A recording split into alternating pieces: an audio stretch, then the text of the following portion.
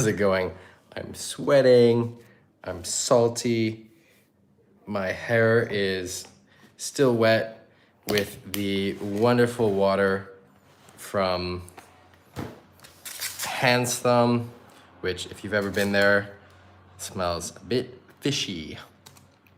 If you're joining us, tell me, did you sail? Did you sail?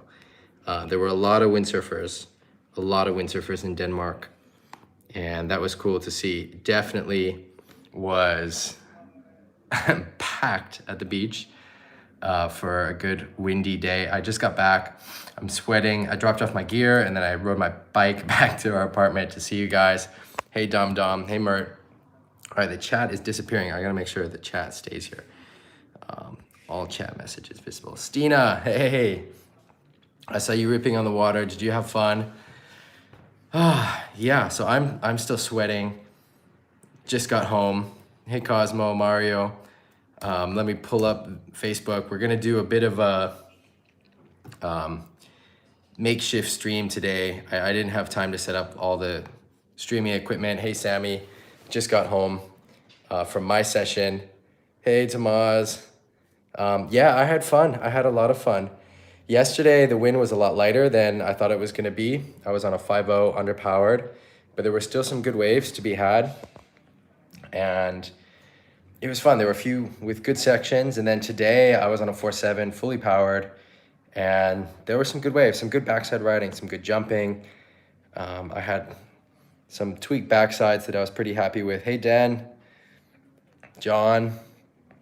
Yeah, how was it? Finally some wind in Europe. That's good. What did you guys learn? So everyone that was sailing today, what did you learn on the water? While I wait, I'll tell you what I learned. One of the things I learned is to really get low before you go into your bottom turn. So now when I'm windsurfing, I've got this like meta awareness where I'm trying to think, okay, what can I learn that I can teach in the group? And so I'm trying to have this sort of awareness over my sailing. And what I realized is on the better bottom turns, especially when it's onshore, this is less true when it's more pure down the line, but especially when it's onshore, I bend my knees and I kind of crouch down before I get into it. So get low before you go, get low before you go. And that's when I put my hand back on the boom, and it's this setup stance where I've got the wide grip, I'm crouching down, and then I drop down the wave and go into the bottom turn. And I think that really helps, especially when it's onshore. And so that's getting, hey Marco, getting low before you drop down the face of the wave. And then as you're dropping down the face of the wave, you're already starting to engage that toe side rail more and more and more. Whereas if you wait till you get to the bottom of the wave, it's kind of too late, you've missed a beat. And it's especially relevant when it's onshore. When it's down the line, you can kind of stand up more and then drop in to your bottom turn. But especially when it's onshore or side onshore, getting that crouch low before you go with the wide grip really helps. So that's something I learned. What else did you guys learn? I saw no hand gecko from Cosmo. What else did you guys learn? I'm gonna pull up the Facebook group behind me on my computer. Like I said, I just got home. I'm still sweating from sprinting over with my bike from my gear storage back to our apartment. So I'm gonna go through the Facebook questions and just answer them like this, because I didn't have time to set up the streaming gear. All right, while I wait for more answers about what you guys learned, which I do really want to hear. What did you learn? I think there's a good balance to be had between focusing too much. You don't want to focus too much on your sailing because you don't want that rational mind getting in the way of your progress. But also I think it is good to be aware of what you're learning. Hey, Remco. And that's a good way to kind of track your progress and come up with techniques that work for you that then you can apply again and again and again. So I'll often come up with little tips for myself for a specific spot. It's like, okay, I need to initiate my bottom turn, here, or, like the get low before you go. I was telling myself that on every wave I set up on in Denmark, and that's something that's really relevant there. It's not relevant in Hokipa. But the point is for you, for your specific setting, your specific sailing style, your specific spots, if you have that awareness and you just start thinking about it, it's a light awareness. It's not heavy. You're not pondering super hard. You're not hard on yourself. But you have this light awareness. You start to pick up little tips like, oh, I need to move my backhand back at this point. And, you can come up with a little rhyme or some sort of device to help you remember it. And that will help your sailing. Hey, John. Cool, Mert. I like the idea of a scrapbook. So one of the things that I teach in the clinics, hey Thomas, is doing a logbook where you make notes of what sail you were on that day, what board, what the wind strength was, what the waves were. Brief description of your session, so really brief. You don't need too much detail. I mean, you can go into more detail if you want, but just the minimum, just so that you get it done. It's just a little bit of detail, what you worked on, what you struggled with, what fins you were using. And having that logbook can actually be really useful going forward with your windsurfing, with choosing gear. I know Kauli Siati is famous for having these spreadsheets, these Excel spreadsheets of all his sessions with the different boards and the different fin settings. And when he was going for his world titles, he was crazy about these spreadsheets. I'm a bit more relaxed about it. I'm more on the relaxed side. I'll often write notes to myself in emails, and that's my logbook. And I would like to do it better with pen and paper, but you got to do what works. It's about getting it, something done rather than having it perfect. I had a school teacher that used to say, perfect is good, but finished is divine. And that is definitely true in this instance. All right, I want to hear more things that you guys learned on your sessions this week. While we get into that, I want to go over the topic of competing. So I did a post in the group to see if anyone is interested in competing. We got so many great answers. There were over 40 responses, and a lot of people said yes, some people said no. Got a lot of good reasons for wanting to compete or not compete, and I really like seeing these. One, I've got a few reasons for asking. Meanwhile, Mert and Dom, I love seeing your input there. I've got a few reasons for asking. One is it's maybe interesting to do a few of these live coaching sessions about competition. I can give some tips about how to compete, the mindset, how to prepare, et cetera, et cetera. I have so much experience competing. I've competed on the world tour pretty much since I was 15. I took a few breaks here and there, but I've done a lot of competitions at really high levels. And so I have a lot of experience with how to compete, and I've done it wrong a lot of times. And I've really had to learn,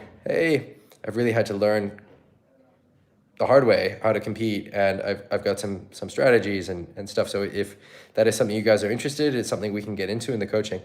The second reason for asking about competitions is I think there is room to do a really cool amateur style competition event. I don't know what that looks like, and I want to put it to you guys if you have any ideas for what you would be interested in, what the competition format could kind of look like, or I can come up with a format if you guys tell me what is really important for you. So I saw a lot of success with the early AWT events in providing a format for amateur windsurfers to compete. So not catering to the pros, and that's really cool. And I also see the Defi Wind. And so I don't know if you guys know what the Defi Wind is. It's started as one race in the south of France, and now there's a series of races, Defi Wind races, and they're a long distance windsurfing race. And over 1,000 people show up in the south of France for the original Defi. It's an amazing event. You get some pros competing there as well, but it's also just a really cool experience where the community comes together. You know, if you're just a regular windsurfer, you get a chance to compete for maybe the first time.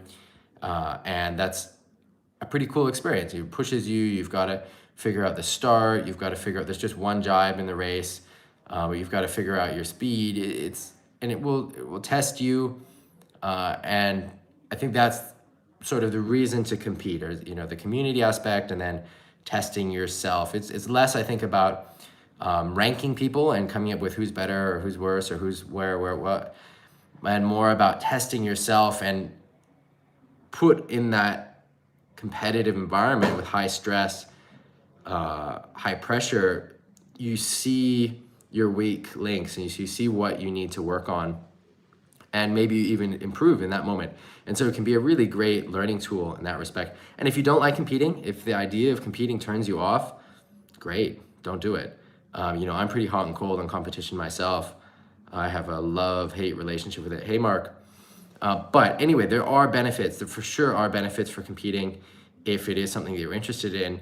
And so I was thinking, before I asked this question, it'd be very cool to come up with the Defi Wind style of wave sailing competition. And I don't know exactly what that looks like. It's maybe not a classic single elimination or dingle elimination with different heats. One of the beautiful things about the Defi Wind is you have a lot of people on the water at the same time. In contrast to that, you know, having the heats with just a few people on the water is a very special experience. It's pretty cool just to have 4 people on the water, period, right? It's not crowded. No one's getting in your way. And so that's a cool aspect of competition. And the focus is really on you. And there's a lot of pressure, which relates to the point I said before about how the pressure reveals what's weak and then can help you improve in those areas. You know, you realize, okay, I need to work on my whatever it is, you know, my wave selection, my aerials, et cetera, et cetera. So I'm not sure what the format is, and that's why I want to come up with this discussion in the group and see what you who want to do competitions think is a good format, and then maybe we can organize an event somewhere and make it happen. Probably not this year, or definitely not this year. It would be more for next year, but that would be something I'm really keen to put together, and yeah, it would be cool. It would be cool. So anyway, moving on, we'll have more discussion about that in the group. If you have comments about it, post in the Facebook group, post it in the comments of this video, and I'll see those, and we'll come up with something together. So cool. I love all the responses. I've read all of them, and it's pretty cool. I love the variety of responses. Some people said, yeah, I definitely want to compete. And some people said, no, I have zero interest in competing. And I love both of those. I love both of those. All right, so we have, getting into the group, Mario posted a YouTube video from Capumanu, Sardinia. Jeff Albright says it's on his bucket list. Me too. Capumanu is on my bucket list. Capumanu and Lista in Norway. These are on my bucket list. And another spot in Ireland, which I don't know if it's a secret spot or not. I don't know if I'm supposed to say it, but there's a spot in the Aran Islands that only works with a certain direction of wind. You get starboard tack. There's no cars allowed on the island, so you've got to have a contact there, which I used to have a contact. I don't know if I still do. I've got to do some phone calls. Oh, I've got a siren going by outside. So I've got, these are my 3 big bucket list spots for Europe. Capumanu in Sardinia in Italy, Lista in Norway, and the Aran Islands in Ireland. Those are my bucket lists. There's a great book by Singh, Irish writer, playwright, Playboy of the Western world, about a trip that he does to the Aran Islands. I think they're quite a special place. I've never been. I want to go. That's why it's on the bucket list. And from what I've heard, there's amazing wave sailing all down the line. Starboard tack, which I don't mind port tack, starboard tack, but starboard tack feels like home. And so when I'm in Europe, I like to get a little taste of home. All right, moving on. So we got a question from Mario in the group. Rasmus, first up. In Germany, we have the DWC Cup with Wave Comp on Sylt from the 21st. I'm in Tenerife getting ready for my coaching clinics. You know, I really enjoy the German competitions, especially the ones in Sylt. I've only done it once and I won. So I'm 1 for 1 in terms of winning that event, which is a nice feeling. I like competing in Sylt. It's going to be the only World Cup this year as well, for better or for worse. But this week I'm going to Tenerife. I'm going to fly out on Wednesday and I've got to get ready for my clinics, my coaching there that starts on August 1st. I've got to be prepared. All right, so we got a question from Mario. What type of protection for the skin do you use when in the water? I find it hard to have proper sunscreen which is not greasy to avoid to make the board slippery, which is water resistant. I try to use 50 SPF plus the Aussie hat long sleeve Lycra. I use a sunscreen called Pro Sport, which was 8-hour waterproof, sweat proof, which is not on the market anymore. Okay, so the absolute best sunscreen for sun protection is going to be something that's physical. Okay, so when there are 2 different types of sunscreen. You've got chemical sunscreen and physical sunscreen. And so the chemical sunscreen, it goes into your skin and it makes your skin resistant to the UV rays. I'm not a chemist. I don't know how that works, but that's how it's working. The second kind is physical. So it's got some kind of metal that you're putting on your skin, and the metal is between the UV rays and your skin. You want the second kind. You want a physical barrier, because the chemical one will only last for a certain amount of time, whereas the physical one, if it stays on, will last all day if it stays on. And so those are zinc or titanium, and you can make your own. There are different recipes you can find online with the titanium oxide, and you want to make sure that you've got big titanium particles. I'm not an expert on this, so you got to find one of these recipes yourself, and you can mix up the sunscreen yourself. You mix it with I think beeswax, but I'm not 100% sure. I've never done it myself. But you want a physical sunscreen. You can make it yourself. If you make it yourself, you know that the products that you're putting on your skin are healthy, right? There's a lot of chemicals and shit in sunscreens that maybe you don't want on your skin and you don't want on your face. That said, the best sunscreen that I use, I've had some homemade sunscreen that I've bought from people. I've never made it myself. And it's okay. It's good. It can work. But my absolute go-to is a brand of Shiseido. I think they call it like a sun stick, and it's a little stick.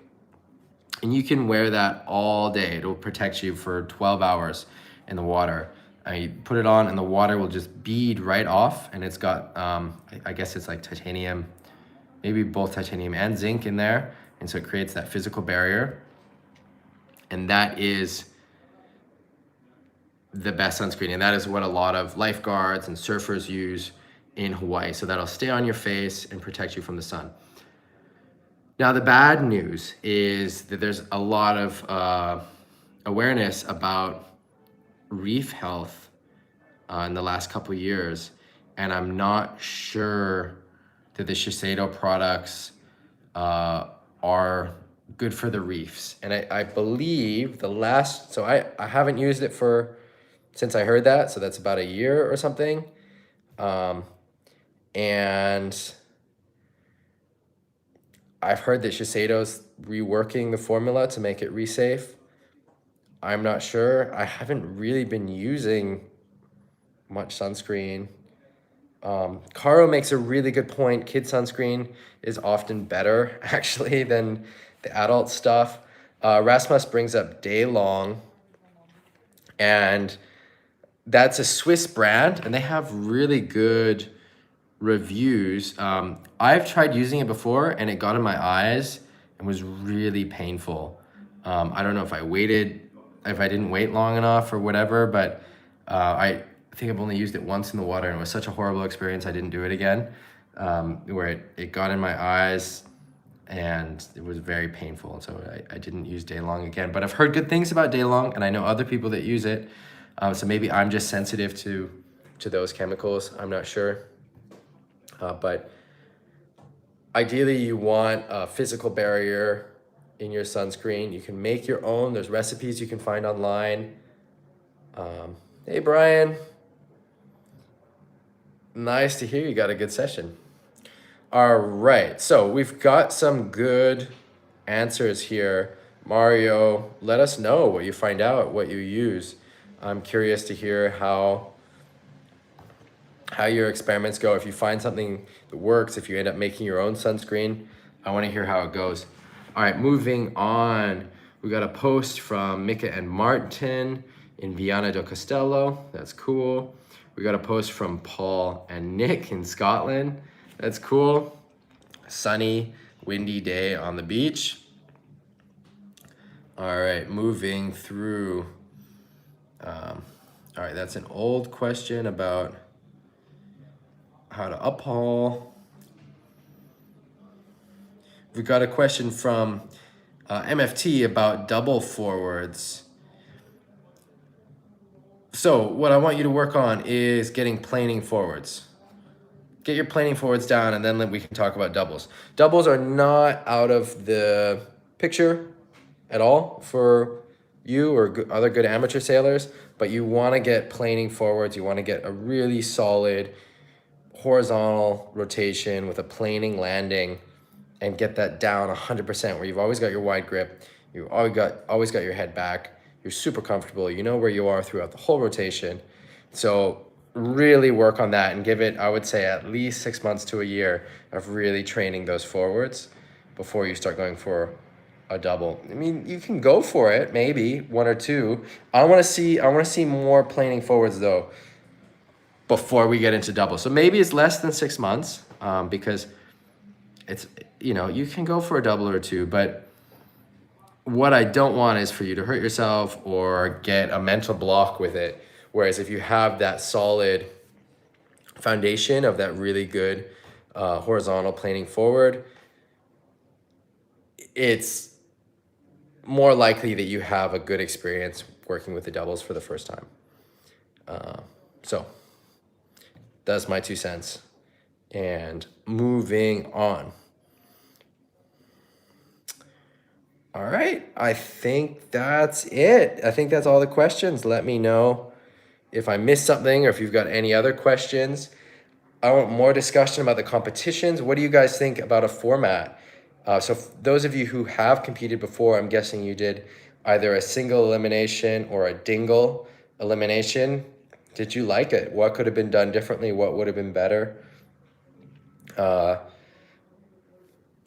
single double elimination has its flaws, but for pro events, it's, I think, the best format that exists. For amateur events, there's maybe different considerations, and we can come up with something cool and try and do an event for the people that want to do an event. I'm stoked to work on that. Yeah, so what else is going on in the plans? I'm flying out to Tenerife, getting ready for my coaching clinic, windsurfing masterclass. Tenerife starts on August 1st. I've got a lot of work to do to get ready. And then I'm back in continental Europe, planning to do a trip to Portugal in August just for sailing. I was going to do coaching there as well, but the COVID situation has derailed those plans, but still planning to go with the family so long as it's possible. And then back to Northern Europe, heading up to Denmark, beginning of September, going to the World Cup in Sylt, which will be the only windsurfing World Cup in the wave category this year, which is fine. I like sailing in Sylt. I would like it better if we had Maui as well, but it looks like we don't. I should have a top 16 seed for Sylt. I think I've got a 9th and a 13th or something counting. for my seed, so I should be a top 16 seed. So I feel good going into the event. And yeah, so that's it from my side. I'd love to hear what you guys are up to, how it's going, what you're learning, what you're working on, if it's windy. And yeah, we'll go from there. I'll be around in the group this week. I'll try and, I know over the last few weeks I've been pretty busy, so I've been a bit absent from commenting in the group, but in Tenerife I'll have a little bit more time to answer the questions on the Facebook group. If you're not a member of the Facebook group, you can join the Facebook group. It's Graham Menzies Coaching Community on Facebook, Windsurf Coaching Community. And we have a lot of discussion there during the week, and that's what helps guide these live coaching sessions. Otherwise, I'll see you in the group, and I'll see you on Sunday. I'm happy. My hands were bleeding from 3 different places. It looks like I haven't been sailing that much the last few months. So yeah, one tip, I've got all these different like hand lotions to put on, which I've been experimenting with so that I can recommend them to you to see what works. I've got a couple different ones, but yeah, my hands were bleeding from 3 different places. All right, Rasmus is saying that we should come to Sylt and do some training. Let me know whenever it looks good. Actually, I was thinking it looked good maybe today or yesterday. I was checking the forecast and I was thinking of taking the train up from Hamburg with my board bag. I like sailing in Sylt, but then I thought that Handsome was maybe a better call and went up to Denmark. But let me know. If Sylt looks good, let me know. I've had a lot of great sessions in Sylt. Down the line, wind from the left, wind from the right. Can be super fun. All right, I'm going to sign off. See you, everyone. Mario, let us know about your sunscreen adventures, what works. Brian, occlusion therapy. I want to hear what that is, John. Give us a post in the group. I want to hear what. Yeah, let's do a post about this. I'll start it off as soon as I get off the stream. I'll do a post about what do you put on your hands. And so, John, you can answer there. Mario, you can answer there. I normally don't have issues with my hands, and I also don't really mind if they open up. I mean, I've been doing this for a long time, you know. I mean, I started windsurfing when I was 8 or something. I don't know. I'm 31, and from the time I was 12 on, I windsurfed about 3 hours a day for almost every day. And so my hands have been open a lot. It doesn't really bother me. I'm kind of used to it by now. But I just say I got off the water today because the conditions weren't good enough that I was forgetting the pain. And so I still sailed for, I think it was almost 4 hours, but it started hurting just a little bit too much. Cool. All right. I'm going to sign off.